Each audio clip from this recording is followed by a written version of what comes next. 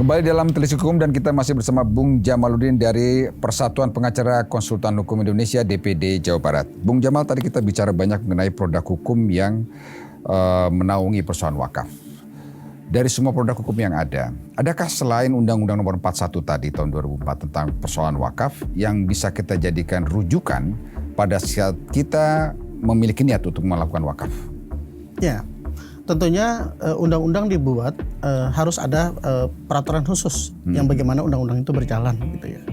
Jadi apa yang sudah dideklarasikan di dalam undang-undang, termasuk salah satunya adalah pengertian tentang wakaf, kemudian siapa saja yang berkecimpung di dalam permasalahan tersebut, termasuk salah satunya adalah subjek hukum daripada wakaf itu sendiri, kemudian objek hukum. Karena kita bicara hukum positif, maka saya pakai istilah-istilah itu, gitu ya. Kemudian siapa yang katakanlah melestarikan atau mengelola wakaf itu sendiri, kemudian kalau sudah dimanfaatkan pastikan ada output hasil, kemudian hasil itu mau diapakan dan sebagainya. Itu memang harus ada aturan secara khusus lagi yang menerjemahkan permasalahan itu. Salah satunya adalah aturan-aturan yang katakanlah yang menjadikan untuk bagaimana nazir itu diangkat, gitu ya. Kemudian bagaimana cara wakaf itu dilakukan, begitu ya. Nah, ada pihak-pihak yang ditarik. Nah, kalau di Indonesia ini saat ini memang ada salah satu lembaga yang menaungi permasalahan ini, yaitu salah satunya adalah Badan Wakaf Indonesia. Badan Wakaf Indonesia, BWI itu ya. BWI itu. Terutama ya, hal ini penting dilakukan, Bung, karena kalau kita mengerucut ya bahwa benda wakaf itu adalah sekedar tanah, ternyata kalau ngomongin objek hukumnya hanya adalah tanah, itu tidak cukup di situ. Ada kompleks sekali, gitu. Ada undang-undang agraria, ada aspek hukum yang lain, ada undang-undang agraria tentang pokok-pokok agraria itu, kemudian bagaimana tanah itu didaftarkan, kemudian bagaimana tanah itu diperoleh, gitu ya. Makanya timbullah peraturan pemerintah nomor 2497 gitu, salah satunya gitu, tentang bagaimana tanah itu didaftarkan. Ya, artinya konteks wakaf jangan tidak bisa dipandang sepele.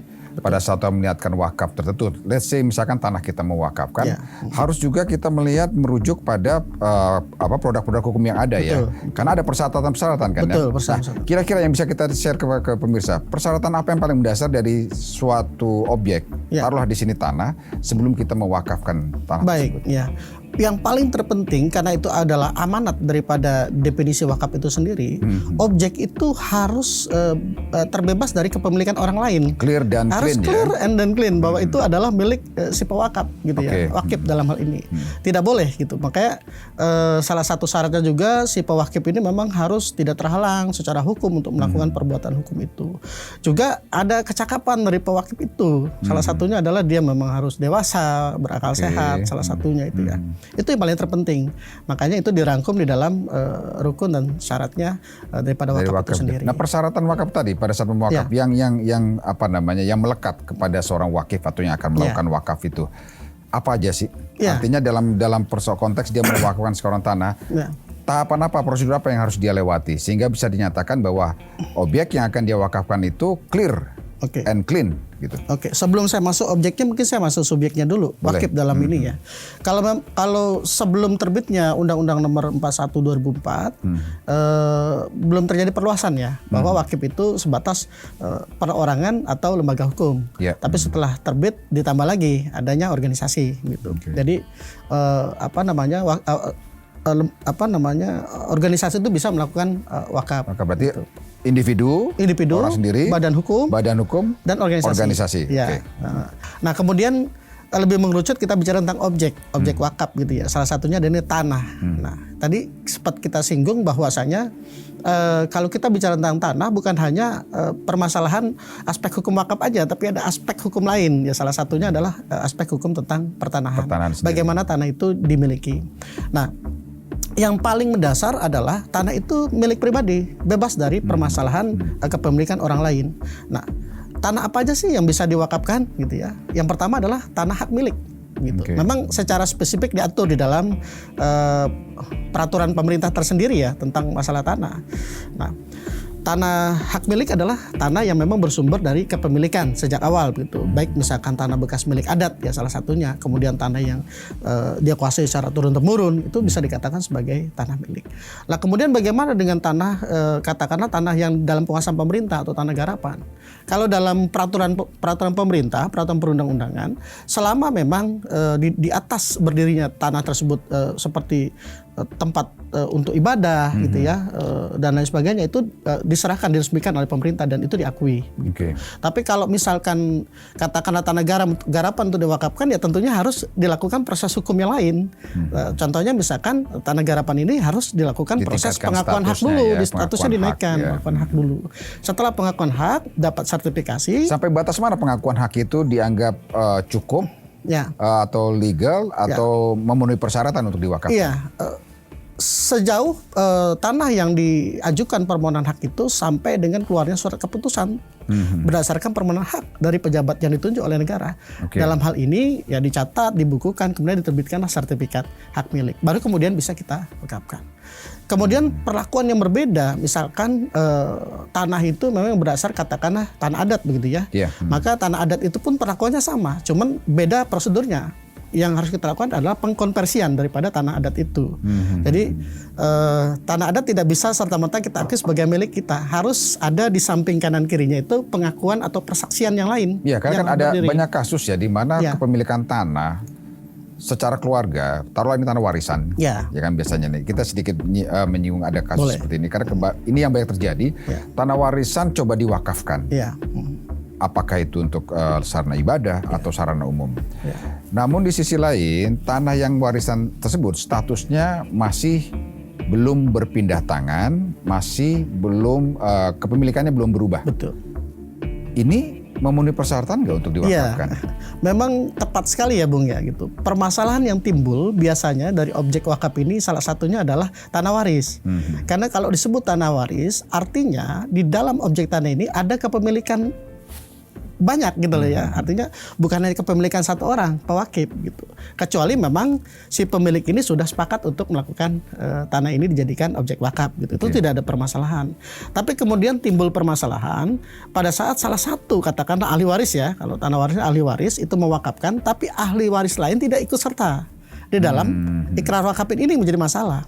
Unsur kelengkapannya kurang di situ ya. Kurang. Artinya apa? Perbuatan hukum itu tidak sempurna. Artinya kehendak itu cacat. Karena perbuatan hukum itu kalau menurut KUH Perdata maka harus diiringi dengan kehendak. Kehendak itu ya tentunya dengan sebab-sebab yang halal. Salah satunya adalah dia sengaja melakukan itu dan apa yang dia lakukan itu adalah dalam bentuk pertanggungjawaban dia gitu. Dan itu bahkan kesepakatan bersama khususnya dari semua ahli waris tentunya. Ahli waris tentunya Pak. Karena kalau masih tanah waris itu belum sempurna dikatakan bahwa itu salah satu milik. Jadi milik para ahli waris gitu. Bagaimana dengan misalkan persoalannya bahwa tanah waris itu dimiliki kan begini Pak. Begini Bung, kalau misalkan itu adalah kepemilikan dari istri. Ya. Pada saat istri meninggal, ada yang beredar yang selama ini ada di pengertian di masyarakat bahwa hak warisnya itu jatuh ke tangan suami, ya kan? Walaupun sebenarnya dalam pengejauhan tanah tidak seperti itu. Kemudian sang suami merasa memiliki otoritas untuk memberi keputusan untuk mewakafkan tanah tersebut. Betul. Itu masuk gak seperti itu? Iya, kalau kita mengacu kepada tanah waris gitu ya, tentunya kita harus pahami dulu siapa itu ahli waris kan gitu. Kalau kita ngomong masalah ahli waris adalah orang yang masih ada hubungan hukum atau darah pada saat si pewaris meninggal, kan gitu definisinya. Nah, ahli waris itu bisa dihitung secara vertikal maupun horizontal. Secara vertikal kalau misalkan dari sisi laki-laki dia dari bapak gitu ya, kemudian sampai kakek. Kalau perempuan dia nenek sampai nenek ya terutama.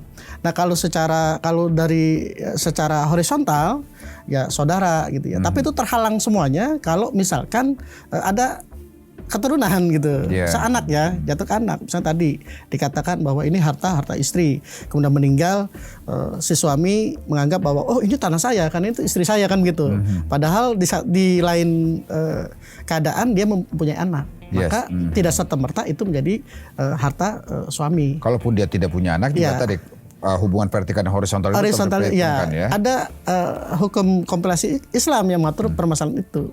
Clear dulu di situ, kemudian barulah kita masuk ke masalah perwakapan. Artinya dalam segala persoalan yang ditemui, apakah itu bentuknya warisan atau bentuknya hibah, itu tetap harus memenuhi unsur persetujuan atau kesepakatan semua pihak gitu persetujuan para ahli waris. Kalau memang itu dianggap masih tanah para ahli waris ya, bukan para ahli waris.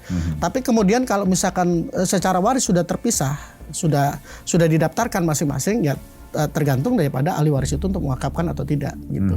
Yang penting sudah terpisah, sudah clear and clear, itu poinnya. Oke. Hal itu bisa dianulir nggak bila di kemudian hari ada satu ahli waris yang kemudian muncul dengan pernyataan bahwa dia menyetujui dia di bawah tekanan atau dia sebenarnya tidak setuju.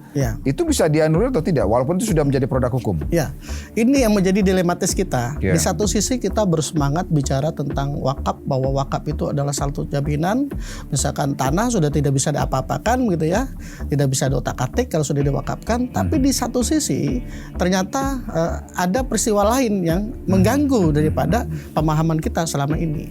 Tidak terlepas daripada pemahaman, bukan pemahaman ya, sistem pendaftaran tanah di Indonesia, di mana kita memang mengadopsi sistem publikasi negatif, di mana bila kita mendaftarkan tanah, ya, kemudian bersertifikat, kemudian ada pihak lain yang merasa secara kasuistis kepentingan terganggu dengan penerbitan sertifikat itu, selama dia mampu untuk membuktikan bahwa penerbitan itu keliru, itu masih bisa dilakukan gugatan. Gitu. Itu yang menjadi permasalahan, dan itu pun berpengaruh terhadap objek wakaf. Ya, kalau memang ini objeknya adalah tanah.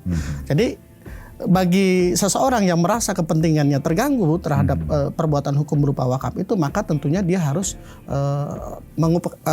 menyampaikan bahwa itu adalah ada hak saya. Salah satunya ada dengan cara, kalau memang dalam prinsip hukum ya ada gugatan. Oke, banyak hal yang terkait dengan perusahaan wakaf ya. Ada kompilasi hukum Islam ya.